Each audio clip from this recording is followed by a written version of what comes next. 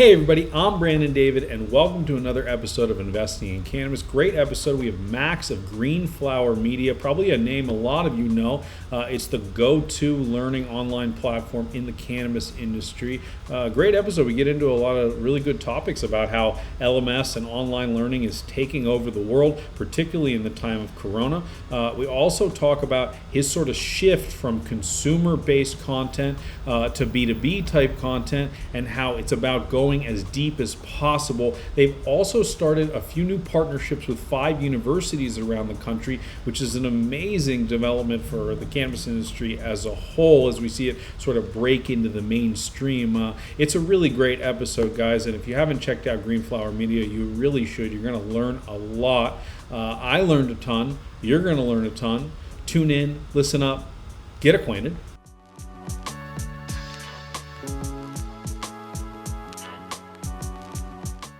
Well, Max, thanks so much for joining us. I think Green Flower Media is a company a lot of people know, but excited to learn a little bit, pull back the curtain here a bit, if you will. But let's just get started on the easy one. What is Green Flower Media? Green Flower is a leader in cannabis education and training. We started in 2014. I like to say way before cannabis education was cool.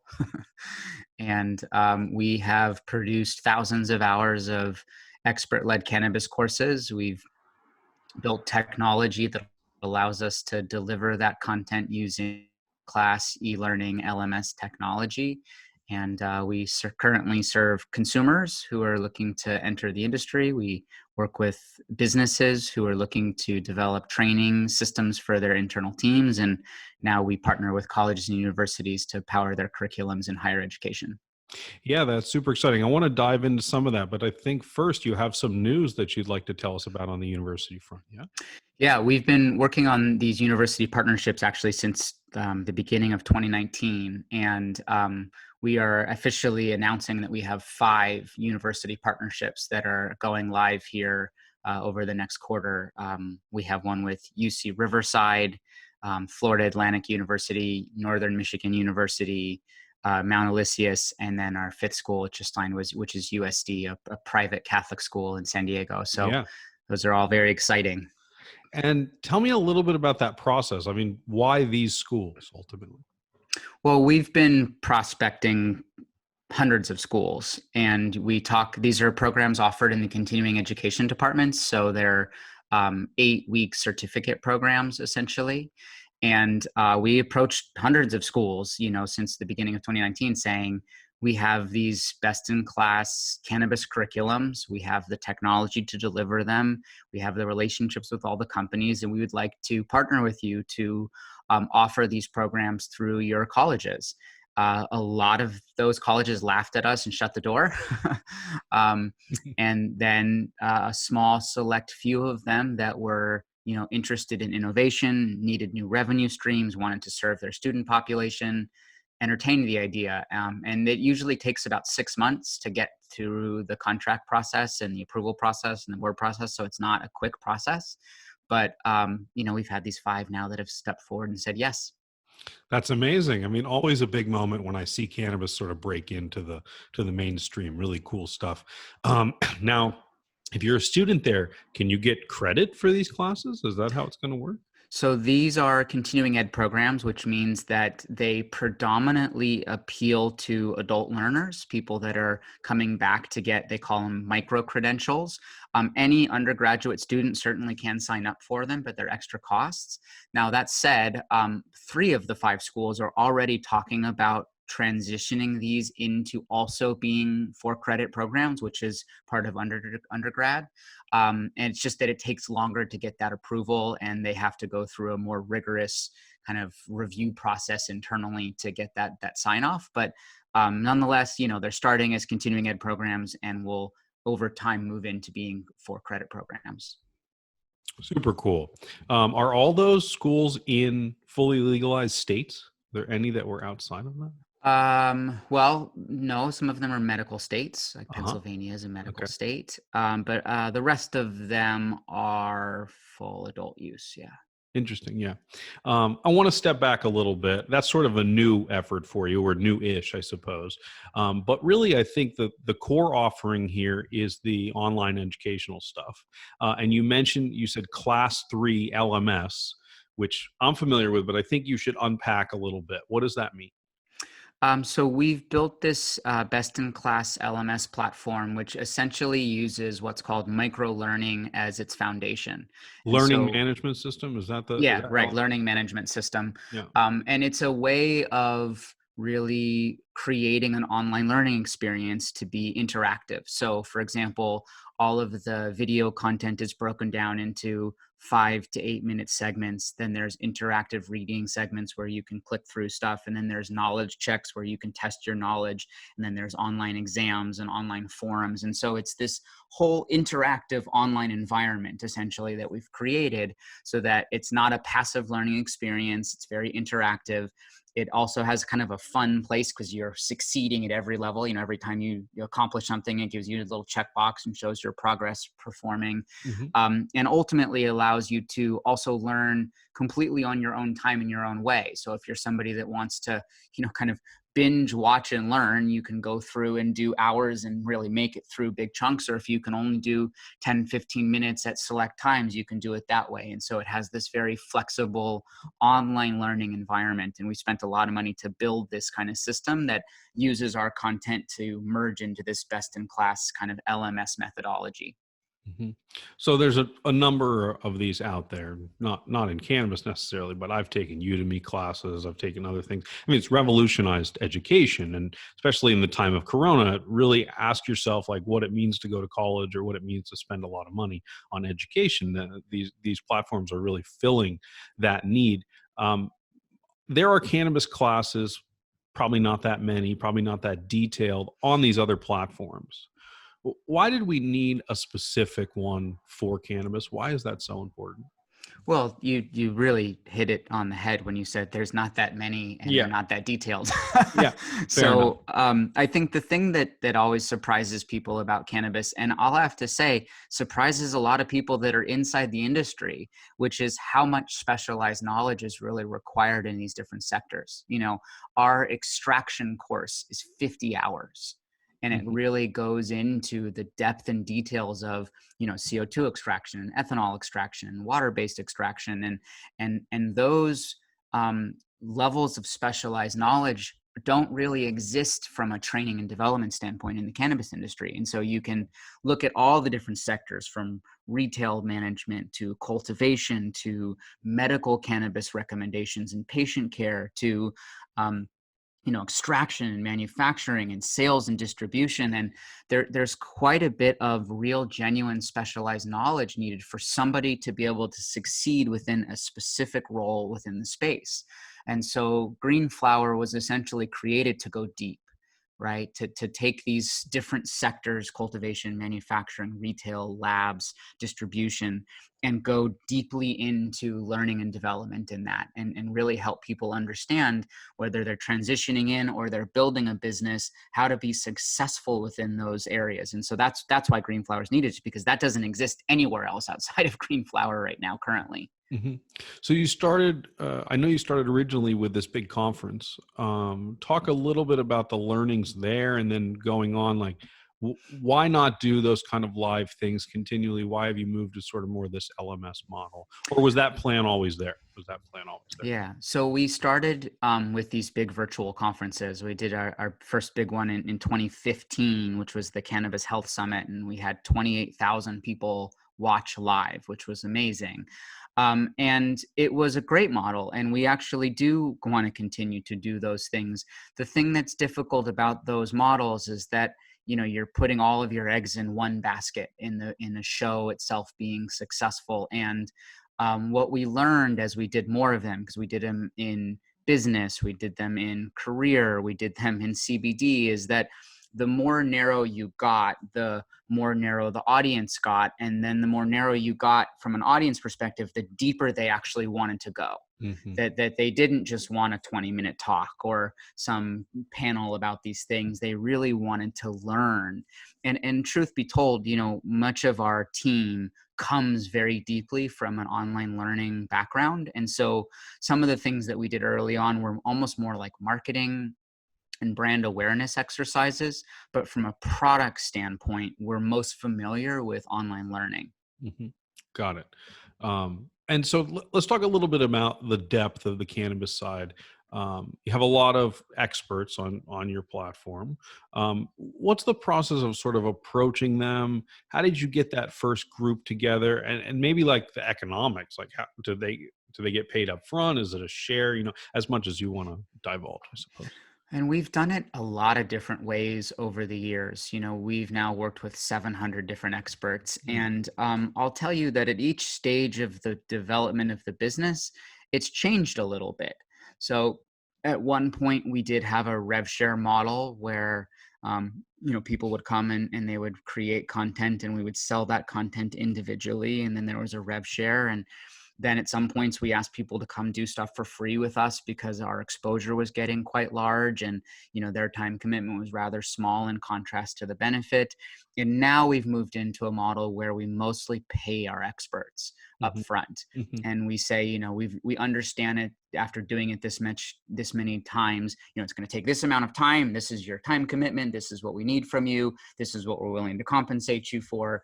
And it becomes a lot cleaner of an arrangement. And so we've done it all sorts of different ways. I currently feel the way we're doing it now is the cleanest. And so I'm happy about that because I think everybody feels good about the cleaner the model, the better the reciprocation. Yep, absolutely. What that ultimately means is that you have enough students, subscribers. What do you call customers? Do you have a name for them? We mostly call them students. Yeah, Students. So that means you have enough students paying that you can one afford to pay the right. upfront, but it also means that the economics have grown a lot.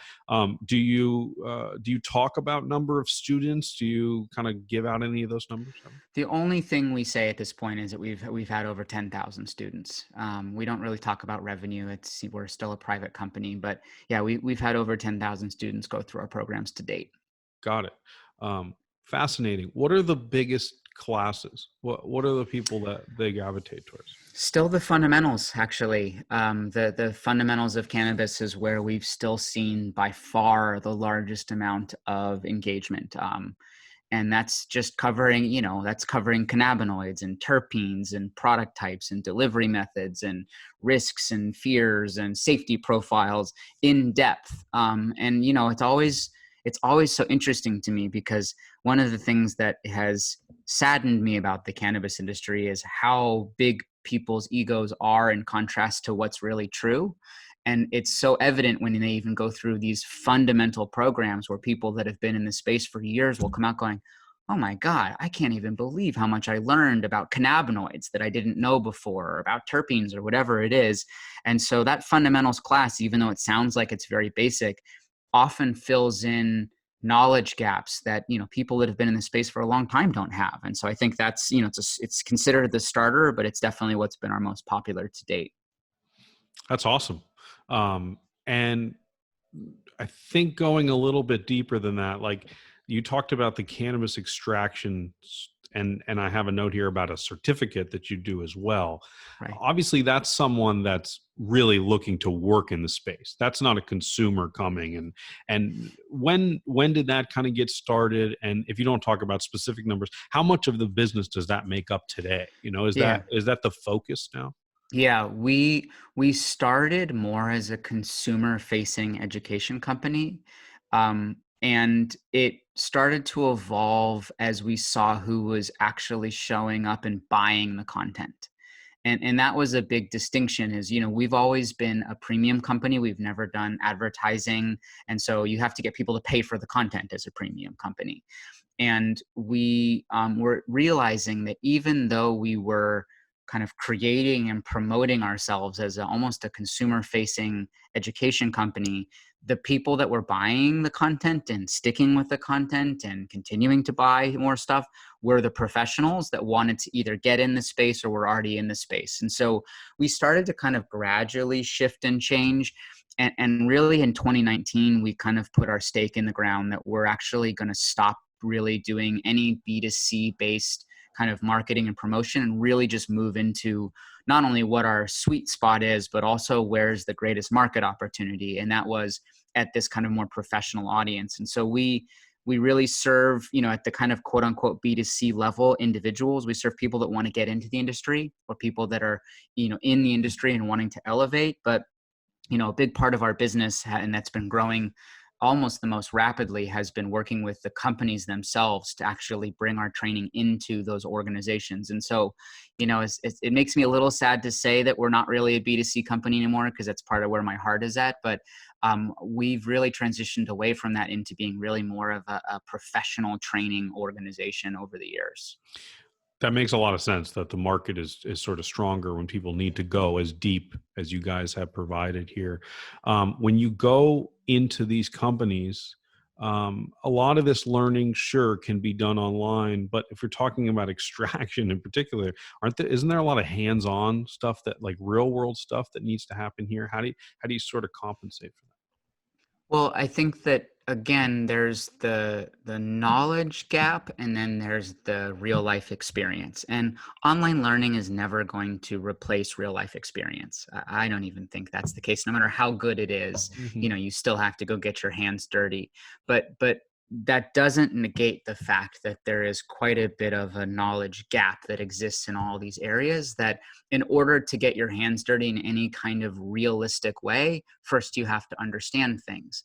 And so the online learning doesn't replace hands-on. It simply fuels the ability for people to get into those experiences. Because if, let's just take extraction as a good example, it's so cool. I mean, I even love the idea of being in cannabis extraction, to be able to work with the plant in that way and create those, extracted products. It's so cool. But if you don't know anything about it, you don't have any background in chemistry, and you don't have any background in cannabis and how those things come together, you have no chance of getting a job or starting a company or being a part of that sector, because no company is just going to be like, well, I'm glad you're enthusiastic about it, but we're going to hire you without any experience. So the online learning component just gives you the ability to go into those conversations and say, oh, I know about the distillation process, and let me talk to you about what I understand about these things. And I may not have hands-on experience, but I fundamentally understand what's happening here. And then you can refine that knowledge through hands-on experience. And so I don't see either of them replacing one another. I see them complementing one another. And, Green Flower is really just meant to be that place to fill that knowledge gap in, so that people can go and get that hands-on experience. Or if they're already in that hands-on place, learn how to do it that much better. Because that's, again, the thing I say about the ego in the cannabis industry. There are so many people that are not performing at the highest level of effectiveness and success in the space. They're just doing it how they think it should be done, versus what are truly best practices, what are truly the right standards, what's truly the optimized way of doing these things. And so they need to be taught those things. They need to open up and learn what those best practices are. Because, for example, in the extraction class, we could substantially improve the yields that people get. We could make that process move much faster. We could help people buy more efficient equipment rather than spending more money. They could use less technicians to go through those steps. Like, there's all these ways to optimize the extraction process that most people are just unfamiliar with, because they don't have the knowledge. Mhm. Or are protecting their job in some way. Yeah, or protecting their egos. Yeah. Right. Or their ego. Yeah, very Right. good point. I like it, man. I think you've explained it incredibly well, like the market's position here, because the B2C stuff obviously is a little bit behind you. And I get that. Everybody and their mother is talking about cannabis right out there, every media outlet. Obviously, other people like it too. You've raised 20 million, or at least you did in almost a year ago, June of 2019, led by a lot of people been on this show, Tuatara, Poseidon, Fido. What are you going to use that money for? What's that designed for? Well, the first place where we put the money was in the technology. And one of the things that we were battling with as we were starting to develop this enterprise business was, either companies already had their own LMS platform that didn't have any content in it, because they don't have the cannabis content, or they had nothing at all, no LMS and no content. And we realized that in order to both serve both of those needs, to either interface into somebody's existing LMS or to be that all-encompassing solution, we had to build a technology platform that would allow us to really have all the enterprise kind of bells and whistles to it.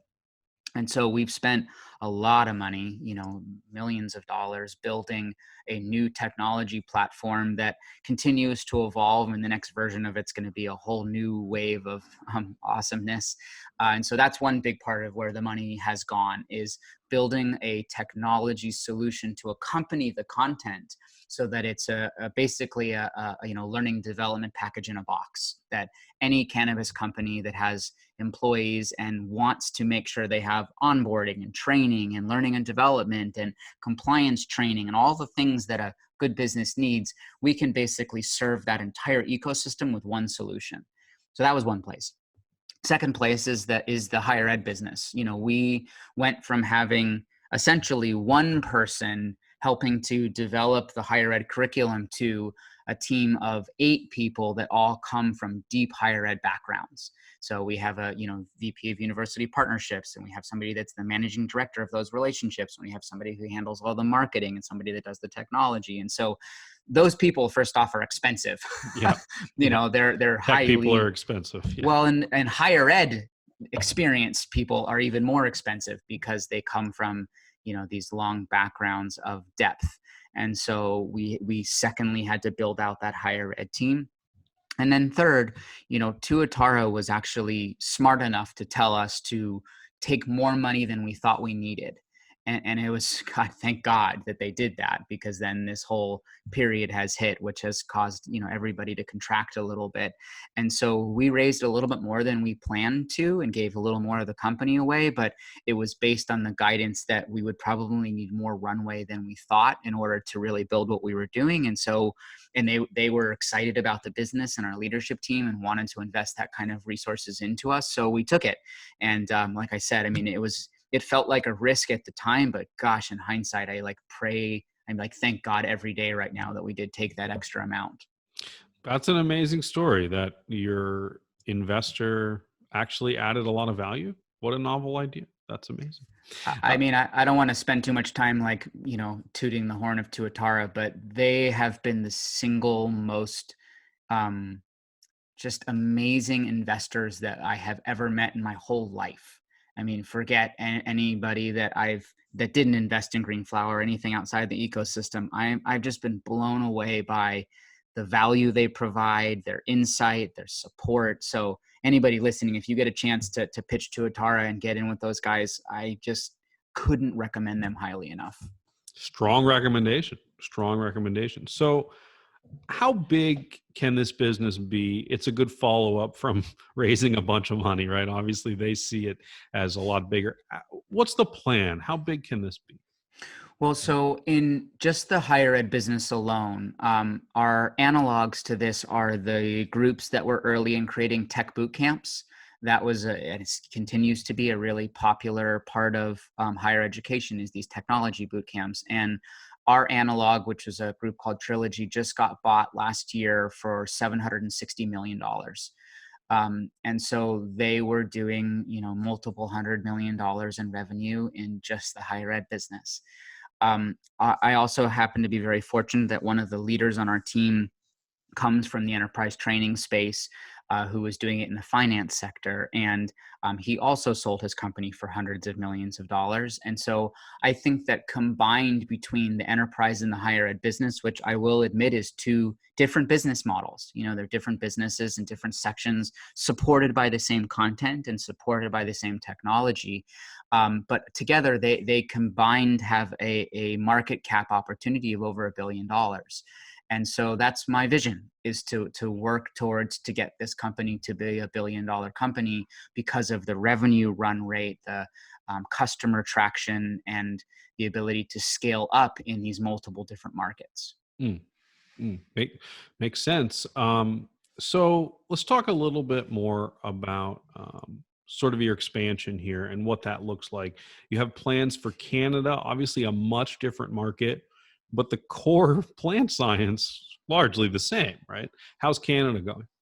We were going to start Canada this year, and then the coronavirus hit, and it just threw off every plan that we had in those kinds of ways. The funny thing about this coronavirus is it's totally disrupted some of our plans, like all of international. I'll just do like a hard stop there. Like everything that we were talking about from international standpoint just got put on hold for all Yeah. of this year. Yeah. But what it has done is we've seen record numbers of people coming online to take our programs because now that everybody's stuck at home, and the higher education, landscape started to get really scared about what's going to look like in this post-coronavirus environment in higher ed. And so we had 3 schools sign in the last 60 days because they're seeing a revenue stream, a new way to serve student populations. And of course, the fact that this is all online when none of them were ready to make that shift has also given them a new offering. So, it's had a challenging effect on some of our expansion plans, but it's also propelled some of the other things forward in nice ways. How much do you think Corona has done for LMSs in general, or just remote education in general? I mean, uh, it's going to be kind of hard to send your kids back to school in the fall, I mean, whether they're on campus or not, the tuitions are enormous. Is this how much of a watershed moment is this for companies like yours? Huge. There's been a number of surveys that have been circulating throughout the higher ed landscape by very reputable companies, and it's showing the consumer attitudes of online learning that in the last 8 weeks have shifted in seismic ways. And now all of a sudden, again, we were jumping for joy at this. What they've showed in these surveys is that 35% of students are now seeking these credential programs, these micro credentials, over full degrees. And so there's been a huge shift into online learning as a result of this virus, that for companies like us and other people in online education, it's having a tremendously positive effect. Mm. Yeah, I mean, that makes good logical sense. Nothing to do at home. You might as well learn something. I've certainly started to learn some stuff that I otherwise wouldn't, because we have a lot of time here. Might as well be productive. Uh, I want to shift gears a little bit, talk about the entrepreneur behind the business. Given that you were a media company, are a media company, I guess you're kind of on that line still today. How do you stay informed? What do you read? How do you stay updated? Um, well, I'm a pretty voracious learner, so I spend roughly about an hour of my day in learning of some kind. So right now I'm taking some, on my more business side, I'm taking some masterclass courses, which I'm quite fond of. I'm also going through some of our programs because I haven't gotten to go through all of ours and learning about different What things. What masterclass program are you taking? I just finished the one with Bob Iger, the Disney one, Oh, which cool. was really great. Yeah. And now It's I on am, leadership, right? It's on yeah, it's leadership. just, Yeah. I mean, at the end of the day, some of these are really just people's stories, and I'm fascinated by their stories. And then I'm starting the Chris Voss one about negotiation. I've already read his book, but I'm looking forward to seeing it in masterclass form. And so, yeah, I like the business ones on masterclass. Uh, and so I do a lot of online learning. I've always done that though. That's been a part of my makeup, part of my daily practices is time and learning. Secondly, we have a lot of really deep relationships with a major um, influencers in the space is probably the way to say it, organizations in the space. And I spend probably 10 hours of my week talking to different people in those facets. Mhm. So we have a great relationship with Focus, which is the standards body of the cannabis industry. And we talk with Leslie, and I spend time talking with Normal, who's doing on the advocacy side, another one of our partners, and NACB, who's a association that we have a partnership with, and Kevin Jodry, who's a cultivation specialist. And so I speak to, these partners pretty regularly. And that helps me get an understanding of what's happening in their sectors of the space and direct experience from people on the front lines. And so I kind of split my learning between those two things: my online learning, which I'm doing both kind of business oriented and cannabis learning on Green Flower right now, and then my external network. Got it. So you're, let's see, 5 years into this business, 5-ish years, which is a long time in weed years. Especially How to do one thing. to do? Yeah, exactly. Good call. How has your personal relationship with cannabis changed as a result? That's a great question. I started Green Flower. It was much more of a, I want to call it a recreational user, even though I've always used cannabis for decades. I have ADHD and I've been consuming cannabis daily for a long time. But since getting into Green Flower and learning more and more and more about how it works in the body, how it works in my brain, why it works for my individual type, what products do different things, all the stuff that, we've ended up teaching, I've gotten to a place that my primary regimen is just this. I take a THC tincture. I do it about twice a day. I take about 5 milligrams in the morning and about 7.5 milligrams in the afternoon these days. And that's really predominantly like 98% of how I use cannabis is I Wow. use it medicinally as a THC tincture, this product specifically. And, then every so often I'll consume for fun, consume with some just enjoyment in mind. But Yeah. it's my use has gotten much more limited and focused as I've gotten deeper into Green Flower, which is weird. Very medicinal. Very medicinal, actually. Um, cool. Well, I think that's a good place to wrap up as any, man. It was really fun having you. Thank you for being so open and honest. Before we go, how can we help you? Are you hiring for anything? Obviously, you can go check out the website if you want to promote that, or how can we help you? Yeah, I would definitely say go sign up for the newsletter at green-flower.com. And, we put out content every week for free. That's amazing. And then, of course, there's always links to our programs and specials and that kind of stuff. You can follow me on LinkedIn. I have to say my most surprising moment of 2019 was that LinkedIn awarded me the 2019 Top Voice of LinkedIn as a cannabis influencer. Yeah, I saw that. It was so shocking to me and awesome, like one of those really nice surprises. And so you can certainly follow me personally on LinkedIn. And we are hiring a bunch of salespeople right now. So that's the biggest. That's need how you we sell have. B2B. Yeah, we're hiring salespeople in B2B right now. So any great salespeople that want to join a fast-growing cannabis education company, go online. We have a jobs page. You can apply there. Very cool. Well, Max, it's been a pleasure. Thanks again for joining us. Really nice to be with you. Thanks so much for what you do.